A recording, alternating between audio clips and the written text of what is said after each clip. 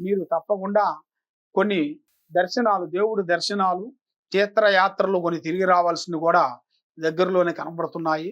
కానీ మీరు ఏ కార్యక్రమం చేయాలనుకుంటున్నారో, ఏ పని పోవాలనుకుంటున్నారో ముందే పోకోకుండా ముందుగా మీరు గోమాత దగ్గరికెళ్ళి, ఆ గోమాతని మనస్ఫూర్తిగా పూజించేసి, ఒక 5 అరటిపండ్లు ఆ అరటిపండ్లు తినిపిచ్చేసి ఆవుకి మీ చేతుకుంట హ్మ్, ధాన్యాలు ఏదైనా మీకు నచ్చిన ధాన్యం ఎత్తబోయి తినిపిచ్చేసి, గోధుమలు గాని, ఏదైనా గాని తినిపిచ్చిన తర్వాత పసుపు, కుంకుమ కాళ్ళ మీద రాసేసి, బొట్లు పెట్టేసి, నమస్కారం పెట్టుకొని, మీరు ఇంటికాడికి వచ్చేసి, మీరు చేయాల్సిన కార్యక్రమం ఏ పని చేయాలనుకుంటున్నారో, ఆ పని మీరు అది చేసిన తర్వాతే ఈ పని మీరు మీ పనులు సొంత పనులకెళ్ళాలి.